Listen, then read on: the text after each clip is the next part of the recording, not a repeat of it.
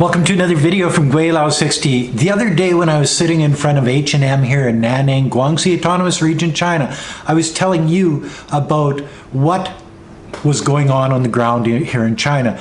The sanctions that the Chinese were putting against H&M, Adidas, Nike, Burberry, all of these companies that took a stance against Xinjiang Cotton.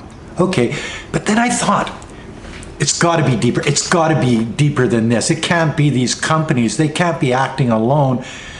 And I was right. I've done a little bit of investigative reporting, if you can call it that. It's all on the internet. This is all common knowledge. It just wasn't common to me.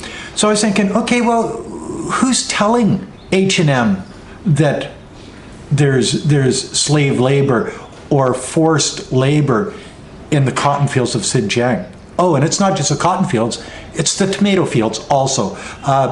Cotton and tomato were both sanctioned by the United States government. Anyway, that's another story.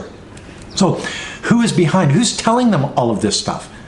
Well, Better Cotton Initiatives. It's a group that got together back about 16 years ago in the United States, of course, in the United States. And what their mandate was to educate farmers around the world that grow cotton to grow it so it doesn't screw the land up as much, using less water, less pesticides, less, just better land management, I guess is what it is. And I thought, well, aren't these guys really nice? But to become a member of BCI and H&M and Adidas, all of these companies are members of BCI and many more. They've got so many. You have to buy your products from licensed BCI farmers, producers, exactly. So if you're a retailer, if you're a manufacturer and you're a BCI member, if they don't have a license, you're not buying there, and that's just the way it is. Well, that gives them a lot of power, doesn't it? Wow. And they're all over the world. And then I thought, well, okay, well, these guys, money just doesn't grow on trees. I know that. I'm a big boy. So where is BCI getting their funding from? And that's the real question, guys. It's one of those things, because if this company has the power to say yes or no to Xinjiang Cotton because of maybe alleged forced labor, and I want to read this because it's pretty important, and you'll see. In 2017, independent studies and journalistic investigations sought to demonstrate that the Better Cotton Initiative was offering greenwashing solutions to firms or immediate producers that are systematically resorting to child labor, forced labor, intensive irrigation, or massive pesticide spraying. They have accused the Better Cotton Initiative of providing a marketable one-size-fits-all consumer label to clothing firms that do not offer any information or guarantee in terms of social and environmental responsibility. So looking back on the internet and under Better Cotton Initiatives and forced labor in Xinjiang, you come across a third-party investigator doing a report for BCI stating there is no forced labor in Xinjiang, maybe John Deere, the tractor, because, the John Deere equipment is basically what they use nowadays to harvest cotton. But that's another story too. So the idea that they have all of this power to say, if you're not licensed by our organization, all of these big corporations in the West are not going to buy your cotton. Okay. So, as I say, money doesn't grow on trees. So who is behind BCI? They got to get their money from someplace. They're not making all of these rules and regulations for everybody. H&M isn't paying them. I'm sure Adidas and Nike and Burberry aren't paying them. So who's paying them to do this? USAID. USAID. And who does USAID answer to? US Congress. Yes. So with all of this going on, slave labor, forced labor, internment camps, genocide, forced abortions, forced sterilizations, for all of this. If you see through all of this, this is all being perpetrated by the U.S. government. The U.S. government, USAID, is behind BCI. BCI is behind H&M and Burberry and Adidas and and you don't think it gets any deeper than this? Who the hell's USAID? Well, USAID operates subject, and I'm reading this, USAID operates subject to the guidance of the President, Secretary of State, and the National Security Council. So that used to be Trump and Pompeo. You know what I mean? Like, these are the people that are behind BCI, that's behind the sanctions on Xinjiang Cotton, because there's forced labor, alleged forced labor. Yeah, okay. So in a situation where the U.S.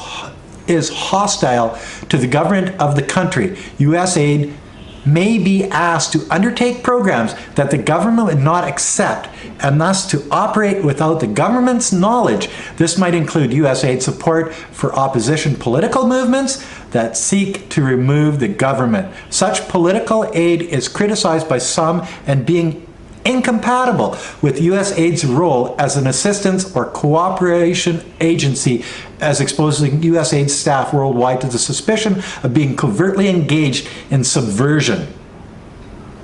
Man, you can't make this stuff up. This is like one of those spy novels. Like, seriously. Okay, similar USAID's participation in actions against foreign governments led by the US military is criticized by some as inappropriate and as exposing USAID civilian staff to dangers of military combat. However, such political aid and joint civilian military programs are supported by others as necessary to support US geopolitical interests and to build democracy. Build democracy. That's the opposite of communism, democracy. Isn't that what this is all about? So when you thought that the United States government and the Canadian government and the UK government, because as soon as Trump banned Xinjiang cotton and tomatoes, then Canada said, oh, genocide, and the UK said, oh yeah, but one of the things, I have to give it to the Liberals, they didn't go along with the genocide thing. It was the Conservatives. That's one thing. I hate the Liberals. It's just one of those things. But they made the right decision on that one. I just can't get off this USAID thing, because I've been doing some sped reading, and listen to this.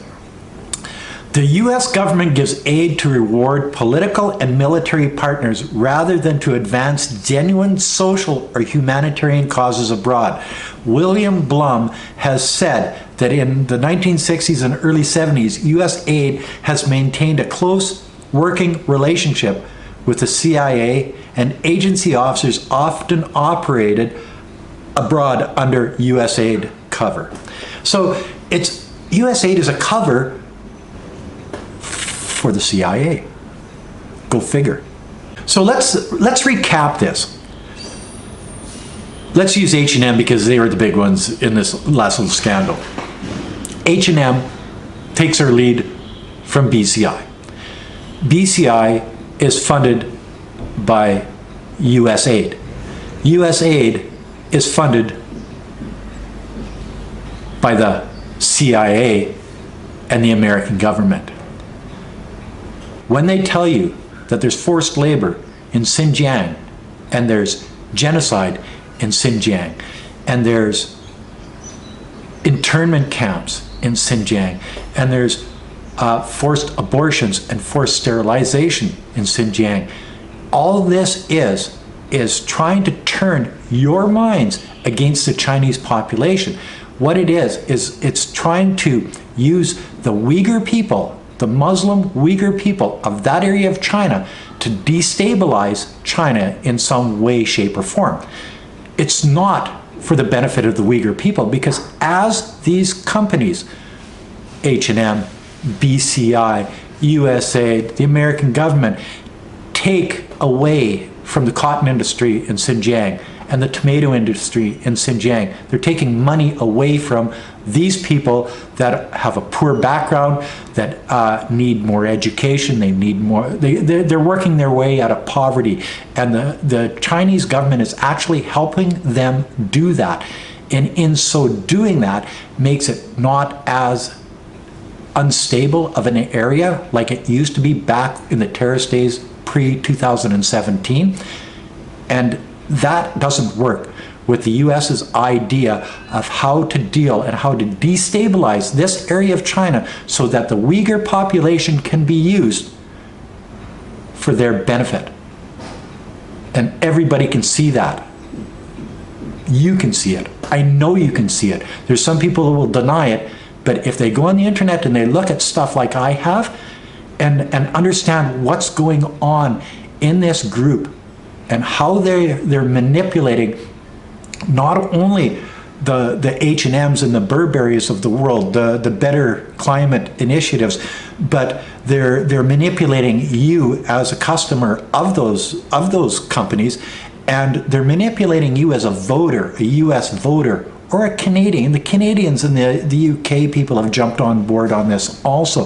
There's a lot of rhetoric out there about what's happening to the Uyghur people, and it's all fabricated stuff. It's all psychobabble, trying to change your way of looking at the Chinese government as they deal with the Uyghur people. But the people that are actually doing harm to the Uyghur people are the US government and these organizations that take away their livelihood.